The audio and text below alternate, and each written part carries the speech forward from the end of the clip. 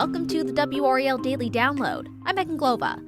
This week, WRAL Investigates uncovers dangers at the dentist. Two stories of two men who actually never made it home. We're joined now by WRAL Investigates reporter Sarah Krueger. And Sarah, if we could begin with Timothy Nereus. Tell us about his story and what exactly happened. Of course. So he went to the dentist in September of 2021, and he never came home. I talked to his daughter, whose name is Angela D. She lives out of state, and she told me that her brother was about to get married, so her dad, Timothy Nereus Sr., decided that he wanted dentures. He wanted some new teeth for the occasion. So it was supposed to be a really happy time in his life and his family's life. He was a grandfather, even recently a great-grandfather. He had recently retired to enjoy his family, to enjoy his life. And he went into the dentist for this routine procedure. He went under sedation for it. This was in Garner. And he never woke up. And dental board documents show he stopped breathing, he went into cardiac arrest, he was hospitalized, and he died several days later. So the findings from the dental board were that the dentist, Dr. Christian Anderson, gave him way too much sedation, and that Dr. Anderson's actions caused or contributed to Nereus's death. Wow. And, this isn't something you expect from something more cosmetic versus, a serious surgery, perhaps. Did Dr. Anderson face any sort of punishment as a result? He did. So his dental license, was suspended by the dental board for 10 years, and his sedation permit was revoked entirely. And we also know from Nereus's family that there was some kind of a civil settlement. We don't know the exact details of that. But now, Dr. Anderson, he's trying to get the board to reinstate his license. So he went through various remedial courses, and now he wants to practice again, even if he can't do the sedation part. So he had a hearing before the dental board in November. That was an all-day hearing that we attended. And he talked about how he had changed, how he had taken responsibility. And the attorney on the other side, though, disputed a lot of what Dr. Anderson was saying on the stand. And he pointed out that Dr. Anderson had never apologized to the family. So it remains to be seen what the dental board will decide in terms of if he can get his license back early before that 10-year suspension is technically up.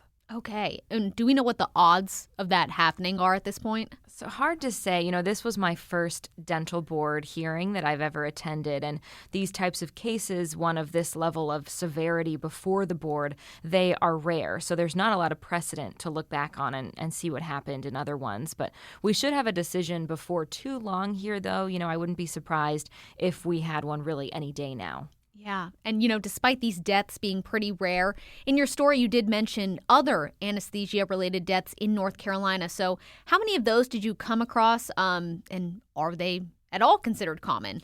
Thankfully, I would say they are not common. So Good. The board told me there have been 8 deaths in the last 13 years. So, thank goodness, not something that we see all the time, but still something that's so frightening, just so unexpected. I think that so many of us have gone into the dentist for a routine procedure and not really thought anything of it.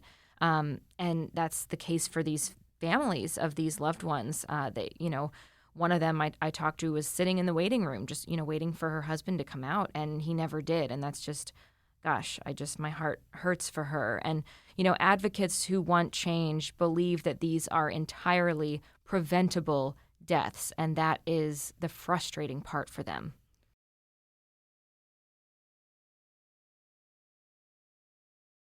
You also spoke to the widow of Dr. Henry Patel. What is his story, and maybe how does it compare to Timothy's? So it's similar in the sense that Dr. Patel died after an otherwise routine dental visit. He was an award-winning cardiologist in the Wilmington area. His death was in 2020, and it really shocked that community. So tragic, as he was a husband, and a father as well. And since his death, his widow, Sheetal Patel, she has made it her mission to get change in this area and how dentists do anesthesia. She wants it to be required in North Carolina that there's a second anesthesia provider in the room when deep sedation is being performed. That's typical for a lot of medical procedures, and she thinks that should be standard practice for dentistry as well. Sure, just an extra set of eyes on something so important like that. Mm-hmm. Has she made any headway on any of these efforts throughout the years? So after her big push, the dental board did announce some adjustments to the anesthesia policy and requirements in 2022, but they stopped short of going as far as she wanted, of requiring that second provider. And in part, they said that's because of a lack of workforce.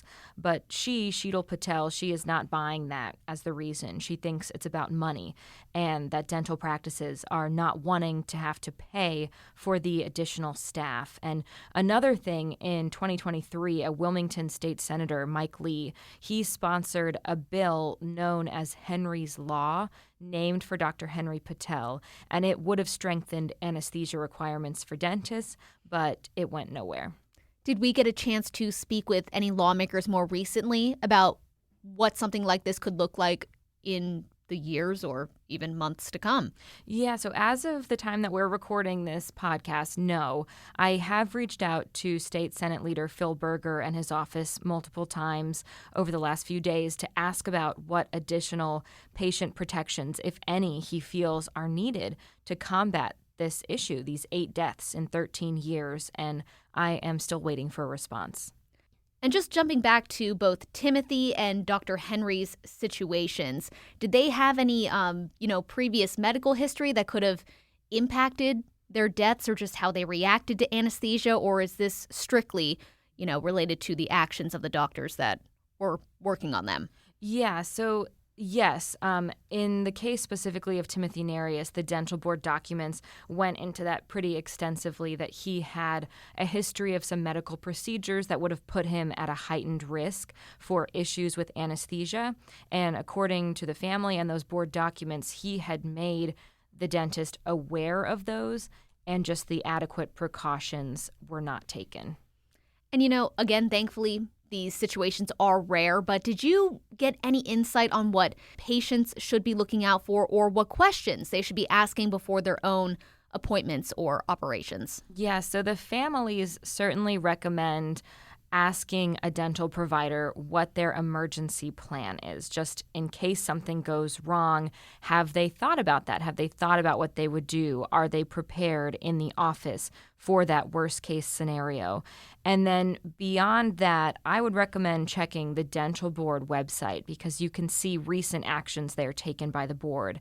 They also have a tool where you can search for your dentist's name specifically and see if your dentist has any prior actions taken by the board. So keep in mind that it is rare to have any. So if you see something on there, you'll definitely want to click through that, read through that, look into that further. All right, some very good tips there. Sarah, thanks so much. Thank you. And thank you for listening to the WRAL Daily Download. Of course, you're listening to this podcast somehow, but as a reminder, you can find us on WRAL.com, the WRAL News app, Apple Podcast, Spotify, or anywhere you listen to podcasts. Follow the show so you don't miss an episode. Thanks for listening. We'll see you next time.